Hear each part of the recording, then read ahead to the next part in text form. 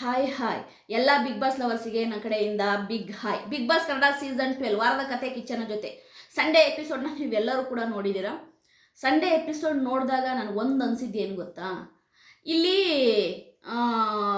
ಪ್ರೇಕ್ಷಕರ ಓಟಿಗೆ ಆಯಿತಾ ಯಾವುದೇ ವ್ಯಾಲ್ಯೂ ಇಲ್ವಾ ಅಂತ ಅನ್ನಿಸ್ತಾ ಇದೆ ನನಗೆ. ಯಾಕೆ ಅಂತಂದರೆ ನಿಜವಾಗ್ಲೂ ಕೂಡ ಯಾರಿಗೆ ಎಷ್ಟು ಓಟ್ ಬಂದಿರ್ಬೋದು, ಯಾರಿಗೆ ಎಷ್ಟು ಓಟ್ ಹಾಕಿರ್ಬೋದು ಅಂತ ನಮಗೂ ಕೂಡ ಒಂದು ಆಯಿತಾ ಕ್ಯಾಲ್ಕುಲೇಷನ್ ಇರುತ್ತೆ. ನಾವು ಕೂಡ ಹೌದಲ್ವಾ, ಇವ್ರಿಗೆ ಇಷ್ಟು ಓಟ್ ಬಂದಿರ್ಬೋದಲ್ವಾ, ಸೋಷಿಯಲ್ ಮೀಡಿಯಾದಲ್ಲಿ ಆಯಿತಾ ಕಂಟೆಸ್ಟೆಂಟ್ಗಳಿಗೆ ಎಷ್ಟು ಓಟ್ ಬಂದಿರ್ಬೋದು ಅಂತೇಳಿ ನಮಗೆ ಒಂದು ಮಾಹಿತಿ ಸಿಗ್ತಾ ಇರುತ್ತೆ ಆಯಿತಾ, ಇವರಿಗೆ ಈ ಮಟ್ಟದ ಓಟ್ ಬಂದಿರ್ಬೋದು ಅಂತ.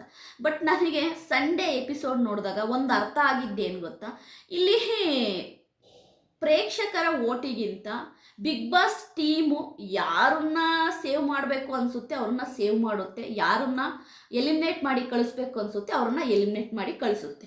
ಯಾಕೆಂದರೆ ನನಗೆ ನಿಜವಾಗ್ಲೂ ನೀವು ನಂಬ್ತಿರೋ ಇಲ್ವೋ, ನಾವು ಒಂದು ಶಾಕ್ ಆಗಿದ್ದೇನು ಗೊತ್ತಾ, ರಕ್ಷಿತಾ ಆಯಿತಾ ಟಾಪ್ 3ಯಲ್ಲಿ ಸೇವ್ ಆಗ್ತಾಳೆ. ನನಗೆ ಇದನ್ನ ನೋಡಿದಾಗ ರಾಶಿಕುಗಿಂತ ಕಮ್ಮಿ ಓಟ್ ಬಂದಿದೆಯಲ್ಲ ರಕ್ಷಿತನಿಗೆ ಜನ ಯಾರು ಓಟೇ ಹಾಕಿಲ್ಲ, ರಕ್ಷಿತ್ಗೆ ಓಟೇ ಹಾಕಿಲ್ಲ.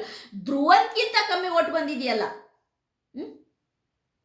ಯೋಚನೆ ಮಾಡಿ, ರಘು, ಅಶ್ವಿನಿ ಗೌಡ ಎಲ್ಲರಿಗಿಂತ, ಅದು ಧನುಷ್ ಗೌಡಗಿಂತ ಕಮ್ಮಿ ಓಟ್ ಬಂದಿದೆ. ಯೋಚನೆ ಮಾಡಿ, ಧನುಷ್ ಗೌಡಗಿಂತ ಓಟ್ ಕಮ್ಮಿ ಬಂದಿದೆ ರಕ್ಷಿತನ್ಗೆ. ಟಾಪ್ 3ಯಲ್ಲಿ ರಕ್ಷಿತನ್ ಸೇವ್ ಮಾಡ್ತಾರೆ. ಇದು ನಿಜವಾಗಲೂ ಕೂಡ ಬಿಗ್ ಬಾಸ್ ಟೀಮ್ ಅವರು ರಕ್ಷಿತನ್ನ ಮಾನಸಿಕವಾಗಿ ಕುಗ್ಸೋ ಕೆಲಸ ಮಾಡ್ತಿದ್ದಾರೆ. ರಕ್ಷಿತನ್ನ ಅಂದರೆ ಅವಳು ಬಿಗ್ ಬಾಸ್ ಮನೇಲಿ ಇರೋ ತನಕ ಆಯ್ತಾ ಅವಳನ್ನ TRPಗೆ ಯೂಸ್ ಮಾಡ್ಕೊಂಡು ಆಮೇಲೆ ಕಳಿಸೋಣ ಅಂತ ಏನಾದ್ರು ಪ್ಲ್ಯಾನ್ ಮಾಡಿದಾರ ಅಂತ ನನಗನ್ನಿಸ್ತಾ ಇದೆ. ನೀವೇ ಯೋಚನೆ ಮಾಡಿ. ನನಗೆ ನಿನ್ನೆ ಎಪಿಸೋಡ್ ನೋಡಿದಾಗ ಸಂಡೇ ಎಪಿಸೋಡಲ್ಲಿ ನನಗೆ ಒಂದು ಕ್ಲಿಯರಿಟಿ ಸಿಕ್ಕಿದ್ದೇನು ಗೊತ್ತಾ, ಕ್ಲಿಯರಿಟಿ ಧನುಷ್ ಗೌಡ ಆಯ್ತಾ ರಕ್ಷಿತನಿಗಿಂತ ಹೆಚ್ಚಿಗೆ ಓಟ್ ತಗೊಂಡು ಅವರು ಸೇವ್ ಆಗ್ತಾರೆ ಅಂದರೆ ಆಯ್ತಾ, ರಕ್ಷಿತ ಬಿಗ್ ಬಾಸ್ ಮನೇಲಿ ಇರೋದೇ ವೇಸ್ಟ್. ಧ್ರುವಂತ್ಗಿಂತ ಕಮ್ಮಿ ಓಟ್ ಬಂದಿದೆ ರಕ್ಷಿತನಿಗೆ, ರಾಶಿಕುಗಿಂತ ಕಮ್ಮಿ ಓಟ್. ಯೋಚನೆ ಮಾಡಿ, ರಘು ಅವ್ರಿಗಿಂತ ಕಮ್ಮಿ ಓಟ್. ಎಷ್ಟು ಪಾರ್ಶಾಲಿಟಿ ಮಾಡ್ತಾರೆ ಬಿಗ್ ಬಾಸ್ ಟೀಮ್ ಅಂದರೆ ಅವರ ಲೆಕ್ಕಾಚಾರದಂತೆಯೇ ಅವರು ಸೇವ್ ಮಾಡೋದು ಅನ್ನೋದು ಇಲ್ಲಿ ಗೊತ್ತಾಗ್ತಾ ಇರೋದು. ಟಾಪ್ 3ಯಲ್ಲಿ ಆಯ್ತಾ ರಕ್ಷಿತ ಸೇವ್ ಆಗ್ತಾಳೆ ಅಂತಂದರೆ ರಕ್ಷಿತನಿಗೆ ಭಯ ಹುಡ್ಸೋ ಕೆಲಸ ಮಾಡ್ತಾ ಇದೆ ಬಿಗ್ ಬಾಸ್ ಟೀಮು. ಅಂದರೆ ಕುಗ್ಸೋ ಕೆಲಸ ಮಾಡ್ತಾ ಇದೆ. ಅಂದರೆ ಅವಳು ಭಯದಿಂದ ಇರಬೇಕು, ನಾನು ಎಲಿಮಿನೇಟ್ ಆಗ್ತೀನೇನೋ ಅಂತೇಳಿ ಅವಳು ವೀಕ್ ಆಗಬೇಕು ಮೆಂಟಲಿ. ಅದು ಬಿಗ್ ಬಾಸ್ ಟೀಮ್ ಅವರ ಪ್ಲ್ಯಾನ್ ಅಂತ ನನಗೆ ಗೊತ್ತಾಗ್ತಾ ಇದೆ. ನಿಜವಾಗ್ಲು ಇದು ಪ್ಲ್ಯಾನ್. ಇದು ಹಾಗಾದರೆ ರಕ್ಷಿತನ್ನ TRPಗೆ ಯೂಸ್ ಮಾಡಿಕೊಂಡು ಎಲಿಮಿನೇಟ್ ಮಾಡುವ ಪ್ಲ್ಯಾನ್ ಏನಾದರೂ ಹಾಕಿದಾರ ಬಿಗ್ ಬಾಸ್ ಟೀಮು? ನಂಗೆ ಅರ್ಥ ಆಗ್ತಿಲ್ಲ ನನಗೆ. ಇಲ್ಲಿ ಏನು ಗೊತ್ತಾ, ಅವರ ದತ್ತು ಪುತ್ರಿ ಆಯ್ತಾ ಅವಳನ್ನ ಎಲಿಮಿನೇಟ್ ಮಾಡೋಕ್ಕೆ ಬಿಗ್ ಬಾಸಿಗೆ ಮನಸ್ಸೇ ಇಲ್ಲ. ಅದ್ರ ಬಗ್ಗೆ ಮಾತನಾಡೋ ಕೂಡ ವೇಸ್ಟು ಆಯ್ತಾ. ನನಗೆ ಸ್ಪಂದನ ಅವರೆಲ್ಲ ಯಪ್ಪ ದೇವ್ರೆ, ಅವರೆಲ್ಲ ಬಿಗ್ ಬಾಸ್ ಮನೆಗೆ ಇರೋಕ್ಕೆ ಲಾಯಕ್ಕಿಲ್ಲ, ಏನೂ ಮಾಡಲ್ಲ, ಅವ್ರನ್ನೆಲ್ಲ ಸೇವ್ ಮಾಡಿ ಇಟ್ಕೊಂಡಿದ್ದಾರೆ. ಇದ್ರ ಬಗ್ಗೆ ಯಾರು ಕೂಡ ಕೇಳ್ತಾ ಇಲ್ಲ, ಯಾರು ಕೂಡ ಚರ್ಚೆ ಮಾಡ್ತಾ ಇಲ್ಲ. ಯಾಕೆ ಗೊತ್ತಾ, ಎಲ್ಲರಿಗೂ ಬಿಗ್ ಬಾಸ್ ಬಂಡವಾಳ ಗೊತ್ತು ಆಯ್ತಾ. ಬಿಗ್ ಬಾಸ್ ಅವ್ರಿಗೆ ಬೇಕಾದ ಕಂಟೆಸ್ಟೆಂಟನ್ನು ಇಟ್ಕೊಳ್ತಾರೆ, ಅವ್ರಿಗೆ ಬೇಡವಾದ ಕಂಟೆಸ್ಟೆಂಟನ್ನು ಎಲಿಮಿನೇಟ್ ಮಾಡಿ ಕಳಿಸ್ತಾರೆ ಅಂತ. ಹಾಗಾದರೆ ಇಲ್ಲಿ ಫಿನಾಲೆಗೆ ಅವರ ದತ್ತು ಪುತ್ರಿಯನ್ನು ಕಳಿಸುವಂತಹ ಪ್ಲ್ಯಾನ್ ಏನಾದರೂ ಇದೆಯಾ? ಅಫ್ಕೋರ್ಸ್ ಧನುಷ್ ಗೌಡ ಫಿನಾಲೆಗೆ ಹೋಗೋದಂತೂ ನಿಜ ಆಯ್ತಾ, ಕಾವ್ಯ ಫಿನಾಲೆಗೆ ಹೋಗೋದಂತೂ ನಿಜ. ಸ್ಪಂದನನ್ನು ಅದೇ ರೀತಿ ಫಿನಾಲೆ ಕಳಿಸೋ ಪ್ಲ್ಯಾನ್ ಏನಾದರೂ ಇದೆಯಾ? ನಿಜವಾಗ್ಲೂ ಜಾನ್ವಿ ಹೇಳಿದಂತಹ ಮಾತು 100ಕ್ಕೆ 100 ಸತ್ಯ. ಸ್ಪಂದನನ್ನ ಚಾನಲ್ ಅವರನ್ನೇ ಸೇವ್ ಮಾಡಿ ಬಿಗ್ ಬಾಸ್ ಮನೆಗೆ ಕಳಿಸ್ತಾ ಇದ್ದಾರೆ. ನಿಜವಾಗ್ಲೂ ಇದನ್ನ ನನಗೆ ಅವಳು ಯಾರೋ ಸ್ಪಂದನ ಕಾರಿಂದ ವಾಪಸ್ ಬಂದ ಮೇಲೆ ಅವಳು ಅಳೋದನ್ನ ನೋಡಿ, ಅವಳು ಅಳುತ್ತಿದ್ದಾಳೋ ನಗ್ತಿದ್ದಾಳೋ ಒಂದು ಗೊತ್ತಾಗಲಿಲ್ಲ.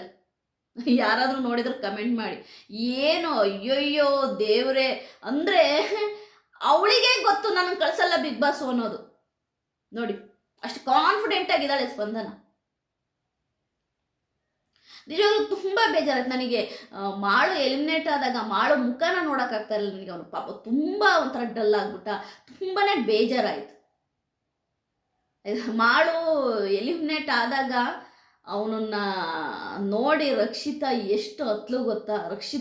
ರಕ್ಷಿತನಿಗೆ ಅವಳು ತಡ್ಕೊಳಕ್ಕಾಗ್ತಿಲ್ಲ, ಅಷ್ಟು ಹತ್ಲು. ಅವಳಿಗೆ ಮಾಳು ಅಣ್ಣ ಹೋಗಿದ್ದನ್ನ ಅವಳಿಗೆ ತಡ್ಕೊಳಕ್ಕೆ ಆಗಲಿಲ್ಲ. ತುಂಬ ಕಣ್ಣೀರು ಹಾಕಿದ್ಲು ಆಯ್ತಾ. ತುಂಬ ಅದು ರಾಶಿಕನ್ನೆಲ್ಲ ಒಪ್ಕೊಂಡು ಅಳ್ತಾ ಇದ್ಲು, ಅಶ್ವಿನಿ ಗೌಡನ ಒಪ್ಕೊಂಡು ಅಳ್ತಾ ಇದ್ಲು, ರಘು ಅವ್ರನ್ನ ಒಪ್ಕೊಂಡು ಅಳ್ತಾ ಇದ್ಲು. ಅಂದರೆ ಅವಳಿಗೆ ಅಷ್ಟು ಬೇಜಾರಾಯಿತು ಮಾಳು ಹೋಗಿದ್ದು. ಅಂದರೆ ರಕ್ಷಿತನ್ನ ಮಾನಸಿಕವಾಗಿ ಕುಗ್ಸೋ ಕೆಲಸ ಮಾಡ್ತಿದ್ದಾರೆ ಬಿಗ್ ಬಾಸ್ ಟೀಮ್ ಅವರು.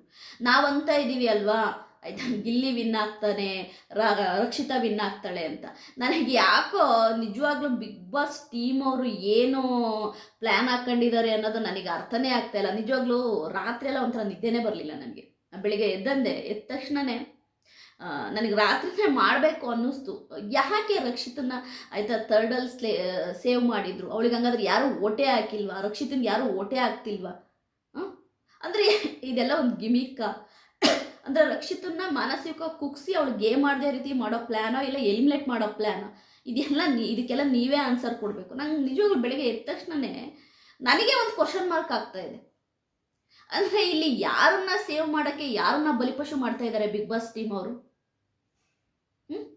ಸತತ 4 ವಾರದಿಂದ ಸ್ಪಂದನ ಎಲಿಮಿನೇಟ್ ಆಗ್ತಾಳೆ ಅಂತ ಅಂತಿರುವಂತಹ ಪ್ರೇಕ್ಷಕರಿಗೆ ಈ ವಾರ ಕೂಡ ಸ್ಪಂದನ ಸೇವ್ ಆದರೆ ಅವ್ರಿಗೆ ಎಷ್ಟು ಕೋಪ ಬರಬೇಕು. ಎಲ್ಲರೂ ಹೇಳ್ತಿರೋದು ಒಂದೇ ಮಾತು, ಮೇಡಮ್ ಅವಳನ್ನ ಎಲಿಮಿನೇಟ್ನೇ ಮಾಡಲ್ಲ ಮೇಡಮ್, ಸ್ಪಂದನನ ಎಲಿಮಿನೇಟ್ನೇ ಮಾಡಲ್ಲ, ಫಿನಾಲೆ ಕರ್ಕೊಂಡು ಹೋಗ್ತಾರೆ ಆಯ್ತಾ. ಅವಳು ಆಯ್ತಾ ಕಲರ್ಸ್ ಕನ್ನಡ ವಾಹಿನಿಯ ದತ್ತು ಪುತ್ರಿ ಸ್ಪಂದನ, ಹಾಗಾಗಿ ಅವಳನ್ನ ಕಳಿಸಲ್ಲ ಮೇಡಮ್, ಅವಳನ್ನ ಫಿನಾಲೆ ಕರ್ಕೊಂಡು ಹೋಗ್ತಾರೆ ನೋಡಿ ಬೇಕಾದ್ರೆ ಅಂತ. ಅಂದರೆ ಜನ ನಿನ್ನ ಸ್ಪಂದನ ಎಲಿಮಿನೇಟ್ ಆಗ್ತಾಳೆ ಅನ್ನೋದನ್ನೇ ತಲೆಯಿಂದ ತೆಗ್ದಾಕ್ಬಿಟ್ಟಿದ್ದಾರೆ. ಯಾಕೆಂದರೆ 3-4 ವಾರ ಕಾದು ಓಕೆ ಈ ವಾರ ಎಲಿಮಿನೇಟ್ ಆಗ್ತಾಳೆ ಅಂತ ಅಂದ್ಕೊಂಡ್ರು ಕೂಡ ಮತ್ತೆ ಅವಳನ್ನ ವಾಪಸ್ ಕರ್ಕೊಂಡು ಬಂದರು ಬಿಗ್ ಬಾಸ್ ಟೀಮು. ಮಾಳುನ ಎಲಿಮಿನೇಟ್ ಮಾಡಿ ಕಳಿಸಿದ್ರು. ಆ ಒಂದು ಎಲಿಮಿನೇಷನಿಗೆ ಬಿಲ್ಡಪ್ ನೋಡಬೇಕು. ಕಾರಲ್ಲಿ ಹೋಗಿ ವಾಪಸ್ ಬಂದಂಗೆ. ಈಗ ಈ ಸ್ಪಂದನ ಫ್ಯಾನ್ಸ್ ಬೇರೆ, ನಮ್ಮ ಮೋಕ್ಷಿತ ಬೇರೆ ಬಿಗ್ ಬಾಸ್ 11ನಲ್ಲಿ ಕಾರಲ್ಲಿ ಹೋಗಿ ವಾಪಸ್ ಬಂದಿದ್ಲಲ್ಲ, ಇದನ್ನ ಸೇರಿಸಿ ವಿಡಿಯೋ ಮಾಡಿ ಮೋಕ್ಷಿತ ಥರನೇ ಸ್ಪಂದನ ಕೂಡ ಫಿನಾಲೆಗೆ ಬರ್ತಾಳೆ ಆಯಿತಾ. ಸ್ಪಂದನೊಂದು ಅದನ್ನ ನೋಡಿದ್ರ ಅಂಥೇಳಿ ಅವ್ರು ನಿಲ್ಸೋಕ್ಕಾಗ್ತಿಲ್ಲ ಸೋಷಿಯಲ್ ಮೀಡಿಯಾದಲ್ಲಿ ಆಯಿತಾ. ಆ ಕಾರಲ್ಲಿ ಇಳಿದು ಬರೋದು, ಅದಕ್ಕೆ ಏನೇನೆಲ್ಲ ಸಾಂಗು, ಆ ಸಾಂಗಿಗೂ ಸ್ಪಂದನಿಗೂ ಸಂಬಂಧನೇ ಇಲ್ಲ, ಆ ಹಾಡಿಗೂ ಸ್ಪಂದನನಿಗೂ ಸಂಬಂಧನೇ ಇಲ್ಲ. ಆ ಥರ ಎಲ್ಲ ಬಿಲ್ಡಪ್ಗಳು ಆಯಿತಾ. ಮೋಕ್ಷಿತ ಹೇಗೆ ಕಾರಿಂದ ವಾಪಸ್ ಬಂದಾಗ ಒಂದು ಟ್ರೆಂಡ್ ಆಗಿತ್ತು ನೋಡಿ, ಆ ರೀತಿ ಟ್ರೆಂಡ್ ಮಾಡೋಕ್ಕೆ ನೋಡ್ತಾ ಇದ್ದಾರೆ ಸ್ಪಂದನನ್ನ. ಮೋಕ್ಷಿತನ ಆಯಿತಾ 10% ಕೂಡ ಸ್ಪಂದನ ಟ್ರೆಂಡ್ ಆಗೋಕ್ಕೆ ಚಾನ್ಸೇ ಇಲ್ಲ. ಯಾಕೆಂತಂದರೆ ನಾವು ನೋಡ್ತೀವಲ್ಲ, ಹ್ಯಾಶ್ಟ್ಯಾಗಲ್ಲೇ ಸ್ಪಂದನಿಗೆ 1,000 ಒಳಗಿದ್ದಾಳೆ ನೀನು. ಹ್ಯಾಶ್ಟ್ಯಾಗಲ್ಲೇ ಅವಳು 1000 ಮೇಲೆ ಹತ್ತಿಲ್ಲ. ಅದೇ ನಮ್ಮ ರಕ್ಷಿತಾ ಅವ್ರದ್ದೆಲ್ಲ ಹ್ಯಾಶ್ಟ್ಯಾಗು 25,000 30,000 ಹ್ಯಾಶ್ಟ್ಯಾಗ್ಸು ಅವಳದಿದೆ ಯೂಟ್ಯೂಬಲ್ಲಿ. ಆ ವಿಡಿಯೋಗೆ ನಾವು ಹ್ಯಾಶ್ಟ್ಯಾಗ್ ಹಾಕ್ತೀವಲ್ಲ ರಕ್ಷಿತಂದು, ಅಷ್ಟು ರೀಚ್ ಆಗಿದ್ದಾಳೆ ಅವಳಾಗಿರ್ಬೋದು, ಗಿಲ್ಲಿ ನಟ ಆಗಿರ್ಬೋದು ಎಲ್ಲ. ಬಟ್ ನನಗೆ ತುಂಬ ಬೇಜಾರಾಯಿತು. ಮಾಳು ಹೋದಾಗ ರಕ್ಷಿತಾ ಹತ್ತಿದ್ದು ತುಂಬಾ ಕಣ್ಣೀರು ಹಾಕಿಲ್ಲ. ಅವಳಿಗೊಂಥರ ಓಪೇ ಹೋದಂಗಾಯಿತು ರಕ್ಷಿತನಿಗೆ. ಓಪ್ಸೇ ಕಳ್ಕೊಂಬಿಟ್ಲು ರಕ್ಷಿತಾ. ನೀನು ಮುಗೀತು ನನ್ನ ಕತೆ, ನಾನು ಒಂದಿನ ಹೋಗ್ತೀನಿ ಅನ್ನೋದು ಅವಳ ಮನಸ್ಸಿಗೆ ಬಂದ್ಬಿಡ್ತಾ ಏನೋ ರಕ್ಷಿತನಿಗೆ. ತುಂಬ ಹತ್ಬಿಟ್ಲು. ಆಮೇಲೆ ಒಂಥರ ಡಲ್ ಆಗಿಬಿಟ್ಲು ಅವಳು. ನೋಡಿ ನನಗೆ ಒಂಥರ ಬೇಜಾರಾಯಿತು. ನನಗೆ ಏನಪ್ಪ ಈ ಥರ ಅನ್ನಿಸ್ತು. ಒಟ್ಟಾರೆಯಾಗಿ ಒಂದು ಗೊತ್ತಾಯಿತು, ಇಲ್ಲಿ ರಕ್ಷಿತನಿಗೆ ತುಂಬ ಓಟ್ ಬಂದಿದೆ ಅನ್ನೋದು ನನಗೆ ಗೊತ್ತಿದೆ ಆಯಿತಾ. ಗಿಲ್ಲಿ ನೆಕ್ಸ್ಟ್ ಇರೋದೇ ರಕ್ಷಿತನಿಗೆ ಸೂಪರಾಗಿ ಓಟ್ ಆಗಿದೆ ಅನ್ನೋದು ಗೊತ್ತಾಗ್ತಾ ಇದೆ.